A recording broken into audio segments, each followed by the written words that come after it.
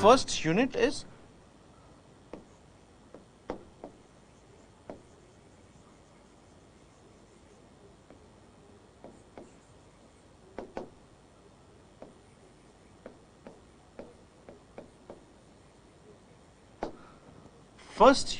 sociology, the discipline. Now, within sociology, the discipline, we've got 3 units. First unit is modernity, social change, and emergence of sociology. The next is scope of the subject and its comparison with other social sciences. And then the third topic would be sociology and common sense. Just bear with me. So, now within this, the first topic is modernity.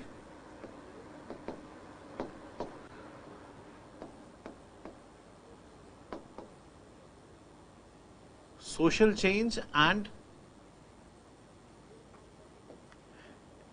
within this unit, this is the first chapter, modernity, social change and emergence of sociology.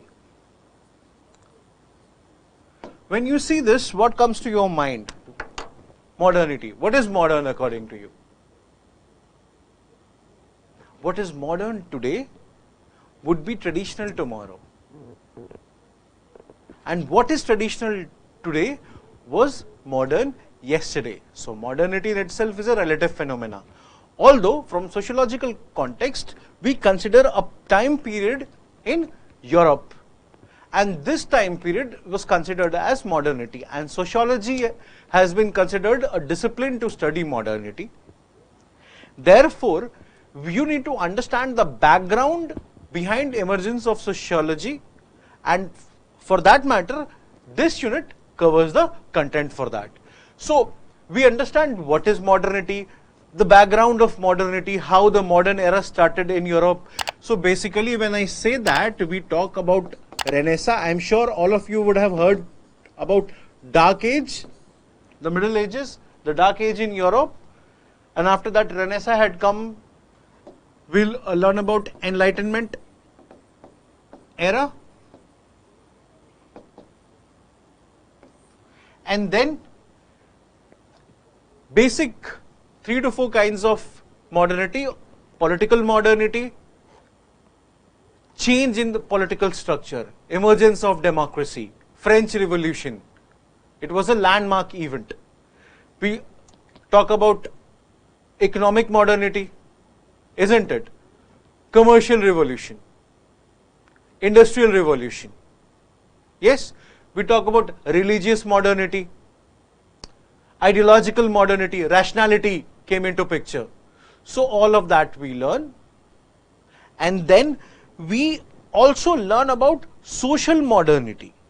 Okay, and this was majorly covered in this chapter. The basic understanding which you need to have is that how all of this, be it intellectual background, be it French Revolution, be it Enlightenment era, or be it Industrial Revolution, how all of them contributed to emergence of sociology. We also identify the events, the social changes occurring. For example, during the modernity phase, European society had seen a lot of changes. For example, urban migration, nuclear family, the sanitation condition, basically it has deteriorated, increase in suicide. So more than positive changes of modernity, positive effect of consequence of modernity, initially the initial thinkers were more interested in studying the negative changes, negative impact on the society.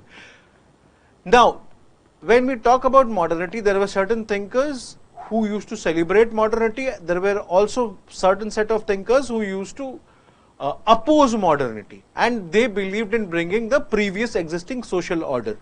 Okay, so these were called conservatives. We learn about all that. I'm just giving you introduction, background. Maybe I had gone into a little detail.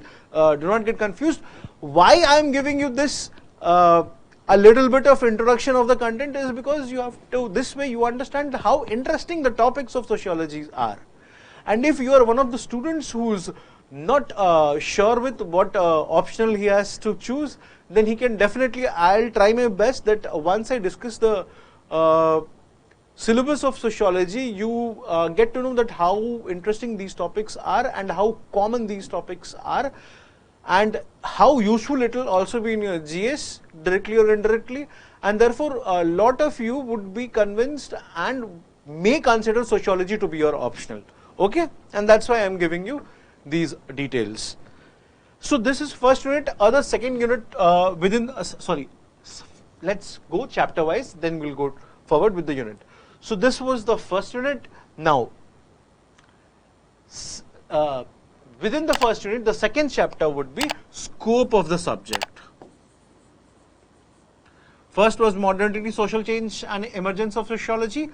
Second would be scope of the subject. Now this topic is also, it is all within this unit called sociology the discipline, this chapter, scope of the subject. So initially scope of the subject, which is scope of sociology, was limited. It started with, see, modernity saw a lot of social changes in European society, as I had informed you. So sociology started with an intention that these social studies changes existing in the society will be studied by the subject. So because of this, and they wanted to study it in scientific manner, the early sociologists, the early thinkers. So considering that, scope of sociology initially was very limited, but gradually as the time progressed, scope has enlarged. So we need to learn about scope of the subject under this chapter. Apart from that, the third topic under this unit is sociology and common sense.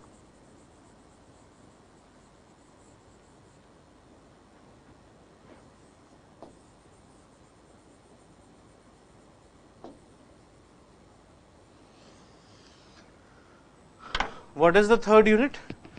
Sociology and common sense. Common sense. Quite interesting topic, right?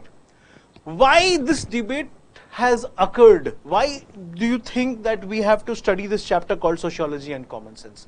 Because in the early time of the discipline being established, in the early stage of discipline being established, there was a long debate on whether sociology should be established as a separate discipline or whether the content, the subject matter is part of common sense.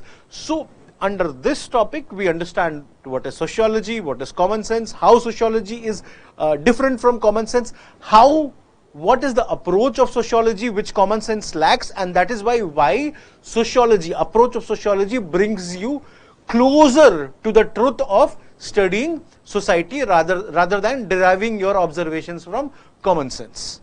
Okay. Now from this unit you can have 1 to 2 questions. Okay. So around 20 to 30 marks maximum you can see from this unit.